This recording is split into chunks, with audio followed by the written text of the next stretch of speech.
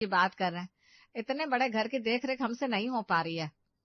माँ घर खाली तो पड़ा है, पर साथ में मेंटेनेंस भी जाता है, बिजली का बिल भी जाता है। और काम वाली बाई तो ऐसा मुंह फाड़ती है कि मैं आपको क्या ही बताऊं। महीने के 15,000 मांगती है सफाई के। और मम्मी जी सोचिए ना, किराए से जो पैसा आएगा उससे हम घर में नया पेंट और बगीचे को और भी सुंदर बनवा लेंगे। माँ जो किराया आएगा उससे घर का मेंटेनेंस और ऊपर का खर्चा निकल जाएगा, अपने अंदर की बचत नहीं निकलेगी। आजकल के जमाने में इतना बड़ा घर अकेले संभालना मुमकिन नहीं है, बस 2-4 अच्छे लोग रख लेंगे।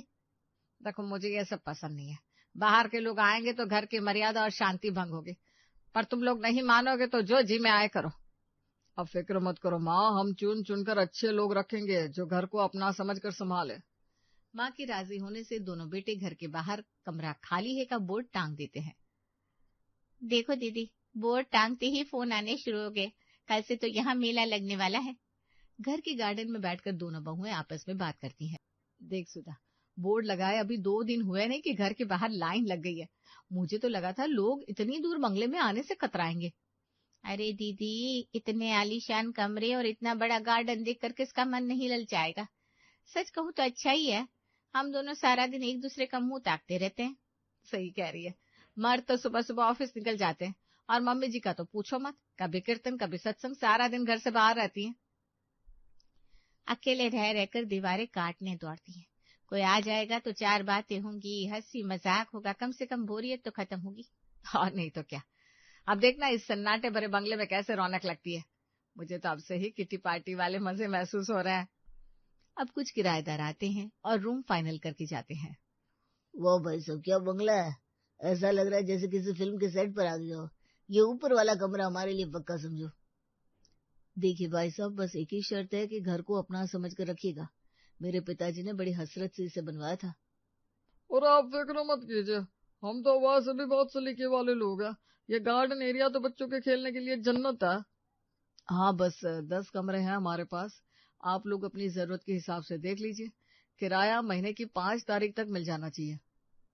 दीदी देखो तो सही, ये तीसरी मंजिल वाली फैमिली कितनी मॉडर्न लग रही है। इनके साथ तो खूब जमेगी हमारी। एक ही हफ्ता बीता था कि घर का नजारा बदल चुका था। किराएदारों ने उसे अब किराए का घर समझना शुरू कर दिया था। सुधा, ये क्या हो रहा है? सामने वाले बरामदे में जो नई वाली किराएदार है उसने अपनी साड़ियां सुखा दी है। पूरा फाउंटेन ही छुप गया है कपड़ों के पीछे। दीदी मैं भी वही देख रही थी, और ऊपर वाले कमरे के बच्चों ने गार्डन के गुलाब के सारे फूल तोड़कर नीचे बिखेर दिए। अरे वो देखो, वो वर्मा जी के लड़के ने तो सफेद संगमरमर की दीवार पर मार कर से अपनी ड्राइंग बना दी। मेरा तो कलेजा मुंह को आ रहा है। हाय राम, दीदी माँ जी देखेंगी तो घर सर पर उठा लेंगी। हमने तो सोचा था बातचीत के लिए लोग आएंगे, पर इन्होंने तो एक हफ्ते में ही बंगले की तबाही मचा दी। भागवत की कथा पूरी करके 7 दिनों बाद माँ जी घर आती हैं और घर का हाल देखते ही उनका दिमाग 7वें आसमान पर चढ़ जाता है। सुनील, रमेश इधर आओ जरा। देखो इस फव्वारे की क्या हालत कर दी है तुम्हारे इन किराएदारों ने। इसमें साबुन का झाग कहाँ से आया? माँ जी, वो मिश्रा जी के बच्चे इसमें अपने पपी को नहला रहे थे। मैंने मना किया तो बोले बच्चे हैं, थोड़ा एंजॉय तो करने दो। एंजॉय? अरे ये मेरे पति की आखिरी निशानी है, इसे बाथटब बना दिया इन्होंने। और देखो वो घास पर गड्ढे किससे खोदे। माँ, वो दूसरे वाले किराएदार अपनी गाड़ी वहीं खड़ी करते ना, कहते हैं पार्किंग में जगह कम पड़ती है, तो अब उन्हें कैसे समझाऊं।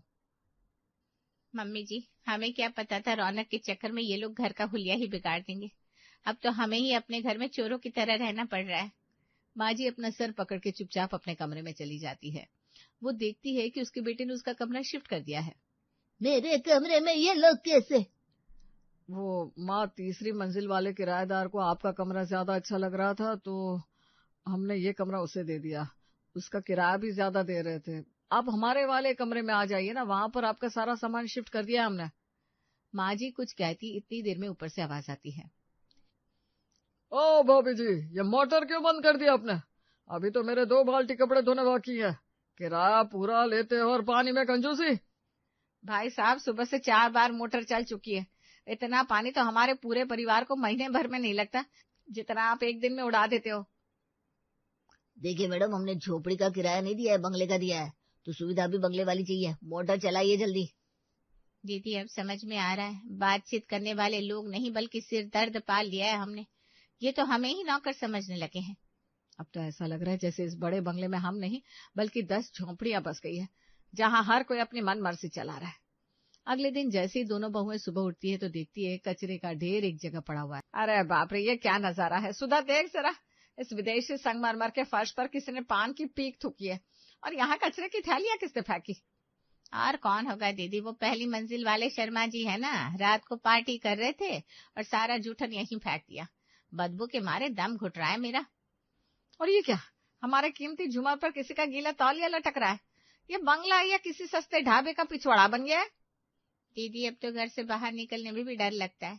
कल मैं सीढ़ियों से उतर रही थी तो वो नए लड़कों का ग्रुप वहीं बैठकर सिगरेट पी रहा था। मना किया तो बोले आंटी हम पैसे देते हैं, अपनी हद में रहिए।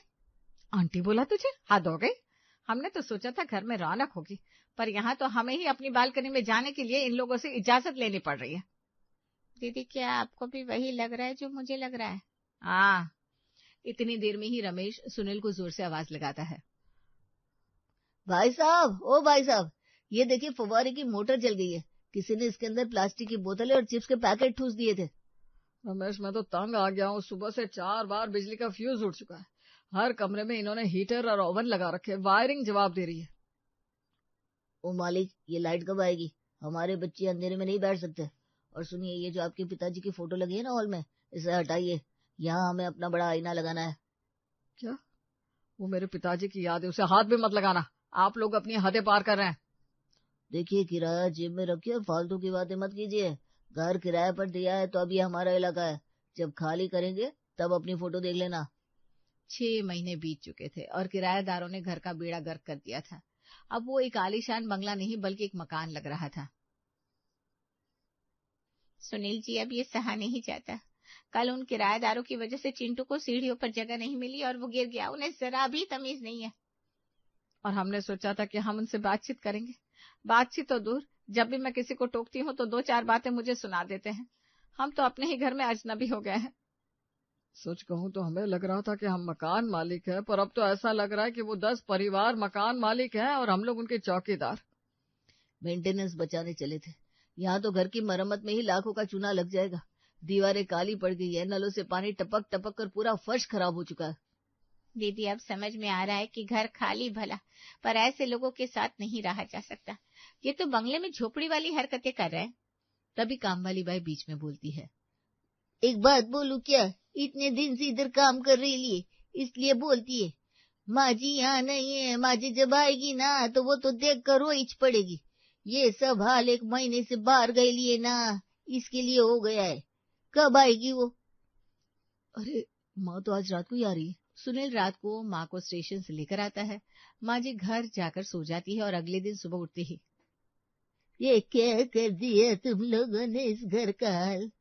सुनील जरा उस गार्डन की तरफ देख, जहाँ तेरे पिताजी रोज पानी देते थे।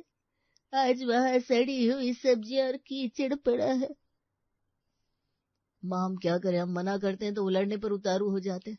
पुलिस की धमकी देते हैं कि हमने एग्रीमेंट किया है। मेरा महल स्मशान बन गया है। हर तरफ शोर, हर तरफ गंदगी, हर तरफ बदतमीजी। क्या इसी दिन के लिए ये बंगला खड़ा किया था तेरे पिताजी ने? मम्मी जी, हमें माफ कर दीजिए। हमने पैसों के लालच में और अकेलेपन के डर से ये फैसला लिया था, पर हमें क्या पता था कि